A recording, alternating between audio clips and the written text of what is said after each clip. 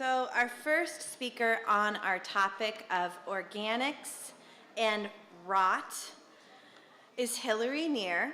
She's come to speak to us. She's working at Cascadia Consulting, which provides leadership and expertise on resource materials management. Hilary collaborates with service providers, local governments, and businesses to implement waste reduction and recycling programs that support sustainable business practices. She's currently providing technical assistance to the StopWaste Business Partnership and recently piloted compostable products testing protocols in San Jose. So she's here to tell us about compostable bags. Hilary, yay! Thank you, thank you. So who among us has held a food serviceware labeled compostable and wondered if it actually decomposes in our compost facilities?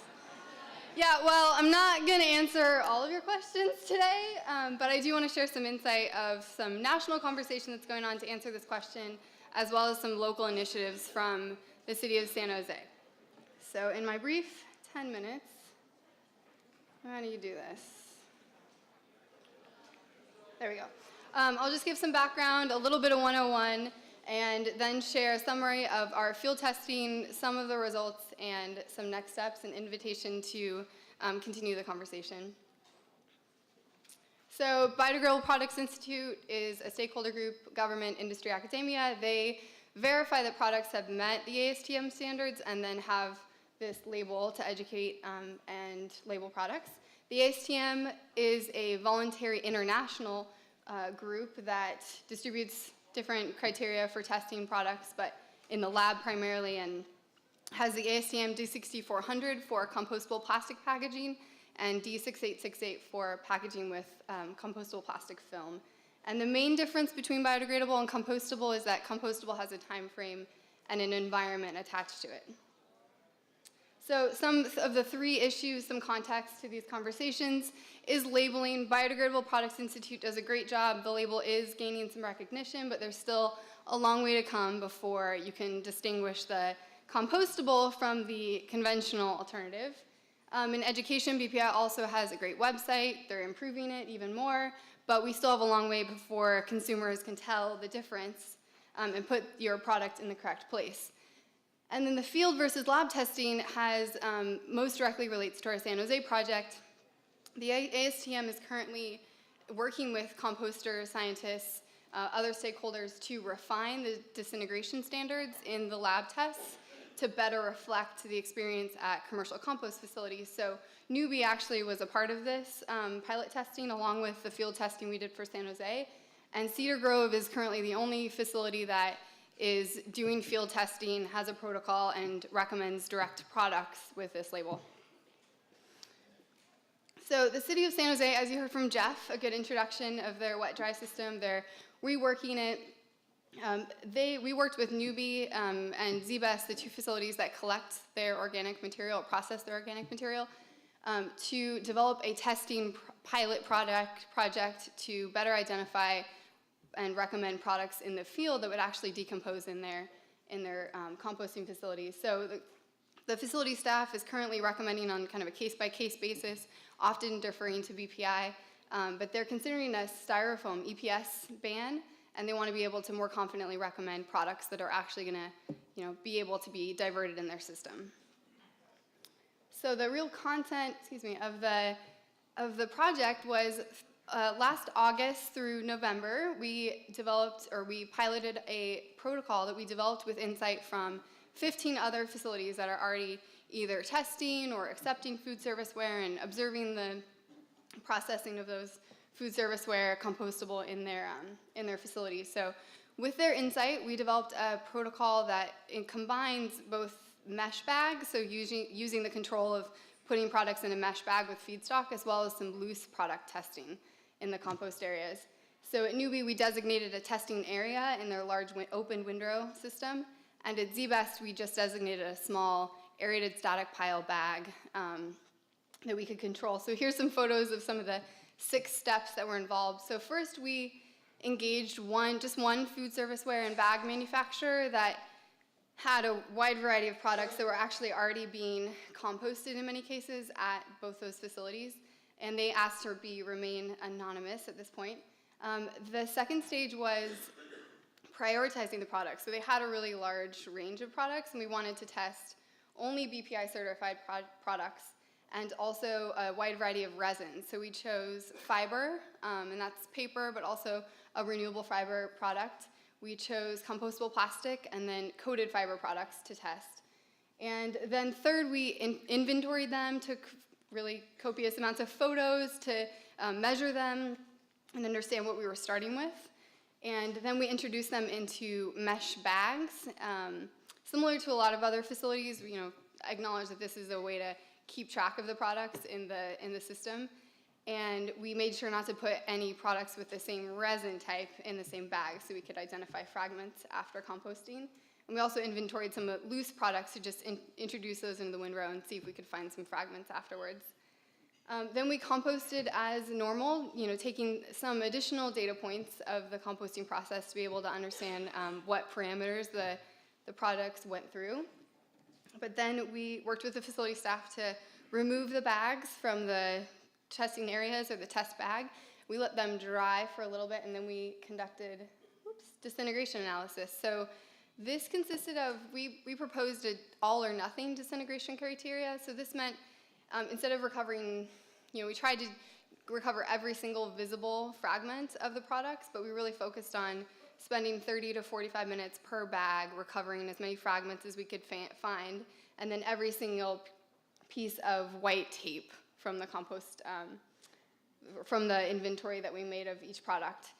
So this, saved time. Instead of finding every single fragment and doing disintegration based on a percentage of disintegration, we just said, if there are fragments left, then it didn't disintegrate completely, and if there aren't fragments, then it did.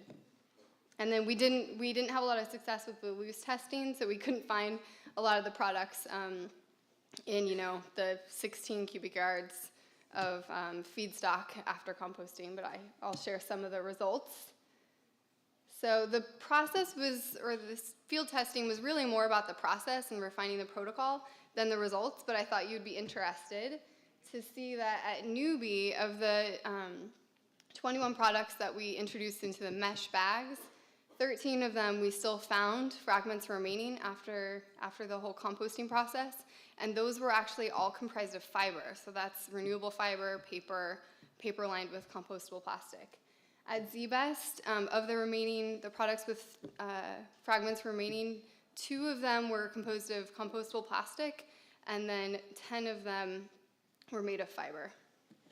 So this isn't, we're not recommending products based on these results, but it does indicate that we have some work to do to refine the process and just be able to more confidently use these results to actually make product decisions and recommendations. So some really simple lessons learned. One was that the white tape was really hard to find. So here's Michelle Young, golden ticket, finding the white tape, because it was really hard to find, even in the small mesh bags of feedstock. So we recommend using colored tape. Second was even tying the bags together at ZBest, which has a closed, aerated static pile, so we thought we didn't need to tie them together, but we actually had a hard time finding them. You can see one of them just buried in the feedstock. Third was to actually just discontinue the loose product testing because it was too difficult to as I said, find products and then distinguish them from contaminants in the typical feedstock that we used. And then last, we need to find a control that better demonstrates the actual, that the composting parameters was done to the ideal conditions. So we used a craft bag, for example, because that's what's used in the lab standard to show that it's consistently composting, it's exposed to ideal conditions. But that we did not find in the testing, so we're recommending to just observe the surrounding feedstock, but would love your insight on any controls that you think would better demonstrate the composting conditions of the facilities. Some other next steps that we're recommending are to conduct a feedstock analysis over a seasonal period at both the facilities so we can better identify the range of parameters, including feedstock bulk density, C to N ratio, and then even just getting more data points together on the time and temperature that's typical at the facilities, because we just have the data points from that the composting facilities usually gather for their regulations and oversight, but the feedstock they don't often analyze. And then the residuals analysis is to the point about the fiber performance. We want to better understand whether this is typical of the products going through their feedstock, if there's often residual left over, and there's some anecdotal evidence to say that that's pretty consistent. But we want to do some composition analysis on it to understand whether it's the mesh bag that's inhibiting disintegration or whether this is common. And then the only way to just refine it is to continue testing.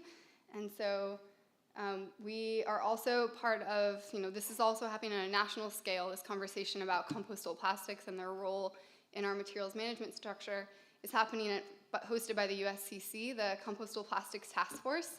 So by the door, I have a small card, which is a good reference. It has a little QR code if you do that. And you can go right to a website where you find out about the 3 task force that are working on these questions and discussing these protocols as well. We're going to post this. So if you're a facility, you're a manufacturer, and you want to get involved in some of the field testing, we are open to suggestions and really excited to continue working on this with the community. So I don't think... One question. The temperature affect the price of the appetite, because it seems like we have it in the mesh bags and stuff, but I wanted to put a pile into a big pile, and then the temperature in there is a lot higher, so it would biodegradable. Yeah, it's a good question about temperature. There are a lot of composting parameters around moisture, time, and temperature that affect this disintegration. We did put the mesh bags in the sweet spot of the compost piles, so both facility operators were there to make sure that the bags were placed into the place that had the ideal composting conditions. So we're looking into what else could have affected disintegration, so we can better refine the protocol and recommend products. Great, thank you. Yeah. Okay, now I've got you all